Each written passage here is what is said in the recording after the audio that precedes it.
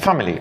Everybody is born into a family. Now, not everyone is having the privilege to have a healthy family. Today's topic, we are going to talk about family. How important is family in our life? This is Abby. Stay with us. This is Aroza Wellbeing Center. And with me today to talk about this absolute gorgeous topic, to my right is Dr. Farah. Hi, Doctor. Hi, Abby. Hi, everyone. Hello. Hi. And here we have Elise. Hello. Elise is our Aroza Wellbeing Center manager. Hi, Elise. Hi. How are you? I'm excited to talk about this one, actually. It seems like you're waiting to talk about it. She's bursting. It's a great topic. Yeah. Let's just get to it. Come on. Tricia, please. Hi. Yes. Hi, Abby. Hi, How everyone. are you? Very well, thank you. Yeah, I'm also looking forward to this. Family is a lovely topic, isn't it? Absolutely. A big topic. Absolutely. So why family is important, Tricia? Well, I think that, we belong to the human race, and we are an animal species, and we're a social species, and we have a sense of hierarchy the moment we're born into this world of adults versus children, etc., etc. But also I think family is a big part of our identity. Who are we and where have we come from and how do we fit into this family?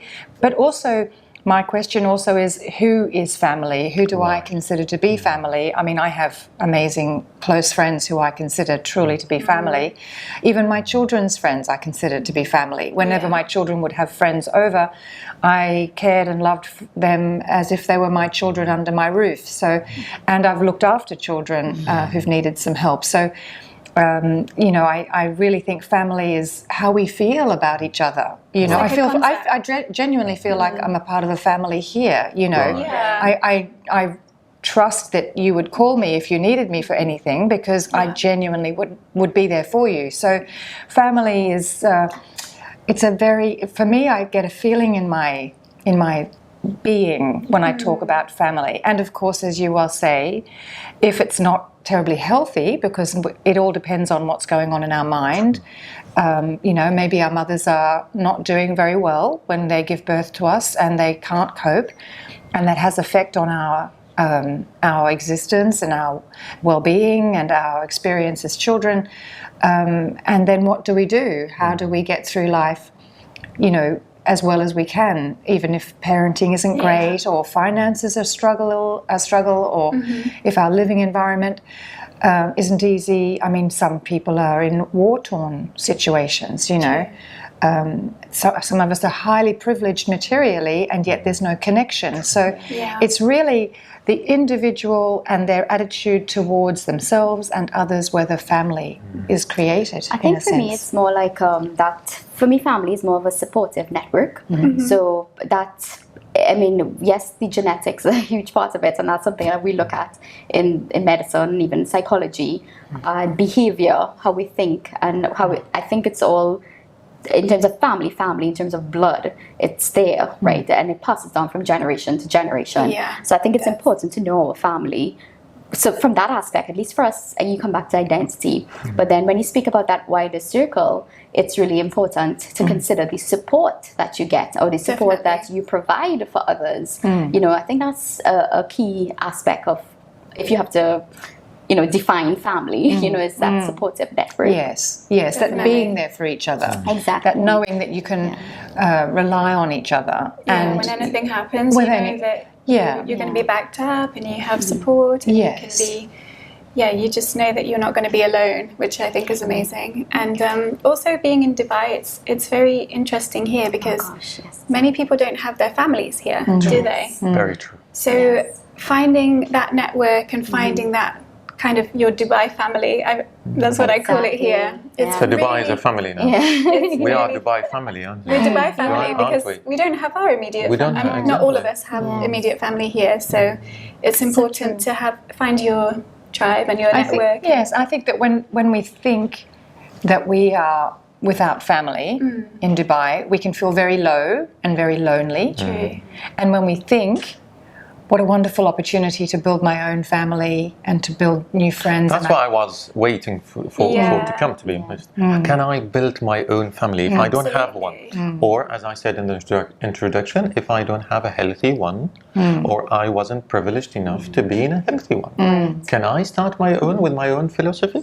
Absolutely. Definitely. Right? Yes. Absolutely. Okay. I do think that we have role models. You know, we tend to reproduce a little bit, but we can also step up the game a little bit and not repeat things that didn't work for us, and you know, join with those people who make us feel at home again. You know, safe and at home.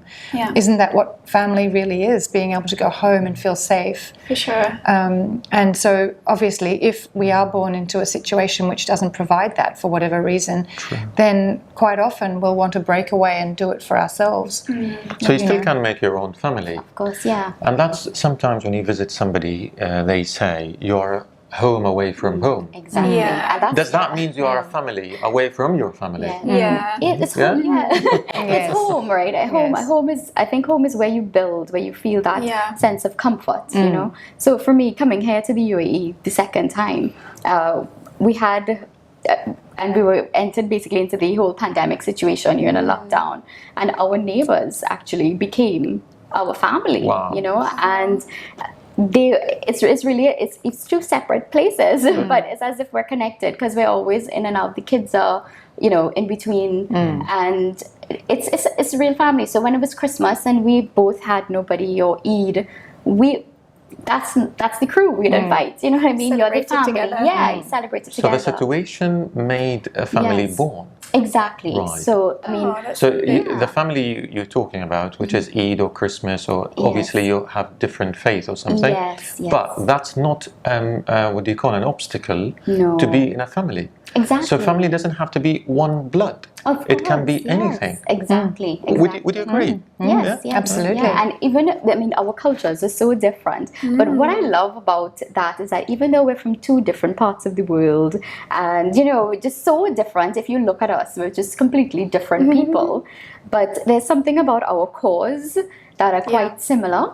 You know, and it's just how we are as people, you know, and how we're raising our kids, and, you know, that sort of thing. We have a baseline that connects us, and we're there to support each other. And if I need something, a cup of flour, or whatever it is, they'll be there. And they will also come and knock, you know, I need to get some sugar, whatever it is. You know what I mean? It's like, you can count on each other. Yeah, you can count on each other. Or I need to run to the shop, can you watch the kids? Or, you know, that kind of thing. And that's how we built it. And it's give or take, you know. Like exactly, and it's both ways. Exactly, it's mutual. Can I? Sorry, what you're saying is absolutely valuable. But can I switch focus a little bit by saying what's the impact actually on a person, an individual, if they happen to be born not into a healthy family? Exactly. What do you think the consequences might be on that person? And on the society, or does it affect society, or maybe it doesn't? I think it does. It definitely does. And again, it comes back to that supportive network and that behavior that I was speaking about before, right?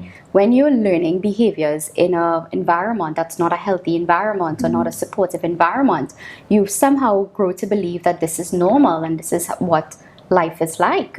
So sometimes for someone who grew up in an unhealthy home, they might not be able to even recognize what healthy might look like, because and then that passes on whoever they interact with in society. They may it's like a perception, like they see society through their lens and not necessarily what it could be on another side. So somebody told me a long time ago, he said, see a family as an educational institute.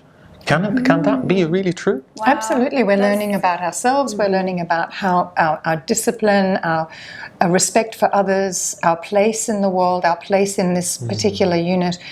You know, I do think that family is represented all over the place, actually. Right. But you know, in the sense that if you go to university, you'll build your own group of people who are extremely supportive, or if you move country, as we all have, you'll build your own little network again. And you don't need many. That's another thing. It's not we need many people. We only need that very close connection. Exactly.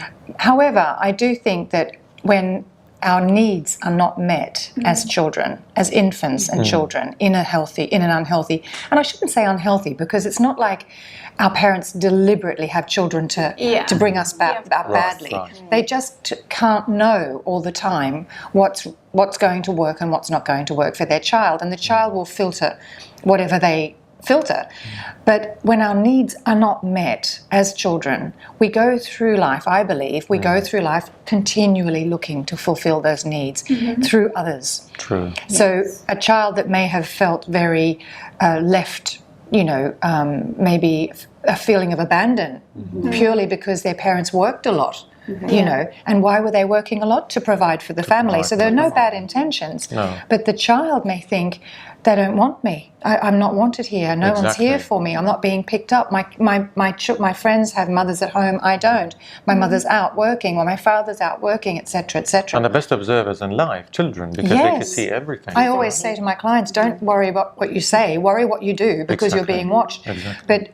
But then in life, they'll go through their relationships looking for that attachment that they weren't able to obtain from their parents, so that can affect their relationships later in life. The interesting part of that is that sometimes you're not aware of it, and it's your subconscious is directing your behavior and directing your feelings. The patterns. Yeah, the patterns, and you wouldn't know, and that, to me, that's the kind of scary part, that you might not know what's driving. Like, you may feel something towards someone that might not be positive, but what drove you there? It could be that subconscious thing that you're keeping, or how you felt as a child, or how you felt that was never actually addressed. And that's why I do believe in the power of actually saying things. So just small example, this morning, my little one, he wakes up now because it's winter, so it's getting sun's coming up later, right?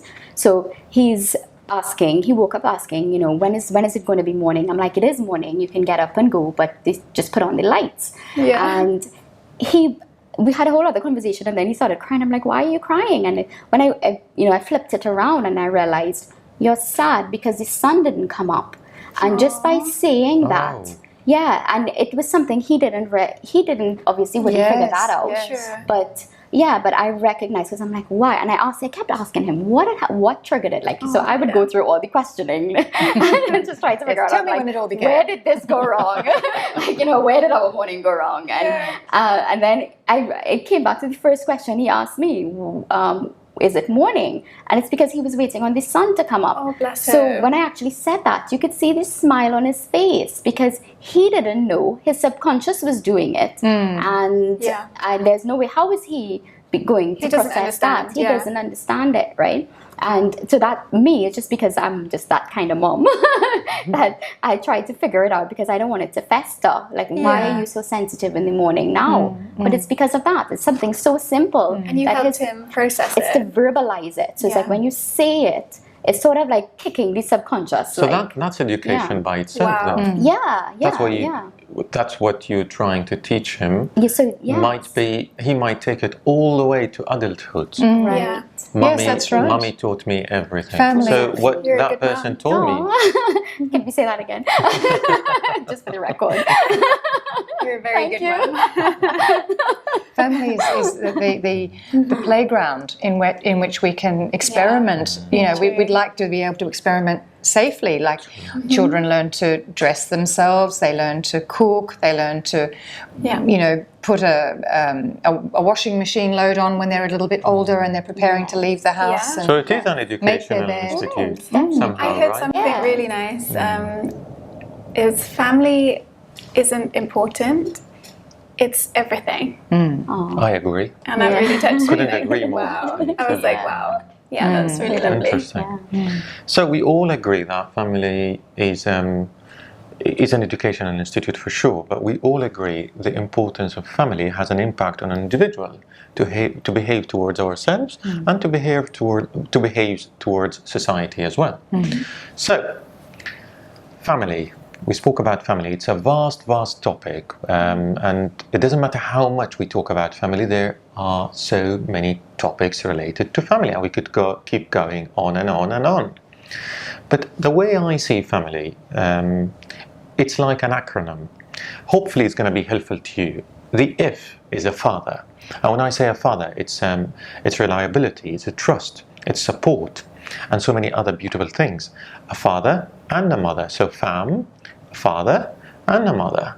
And the father has to be like the mother, supportive, trust, educational, and so much what my friend said here. So father and mother. The I, family, the I is intention of having this family here or wherever you go. As they said, you could move wherever, but you must have an intention of having this family. The intention of having the family, the ignites. What ignites this family? And the last is interest. What does interest this family? You should have something interest you to keep you alive. The L is love, and we spoke about love in one of our episodes. The L is you must listen. The O, you must observe. The V is visualize things in your family. And the E, most importantly, and it should be in reverse order to be honest, is the enjoy. And the last is Y, family. Y is you. You are a family by your own. If you don't, or you never had the privilege to have your own healthy family, you have no excuse. Start your own. Okay. Thank you for watching us. And we all can say to you, bye-bye now. Bye. Bye-bye.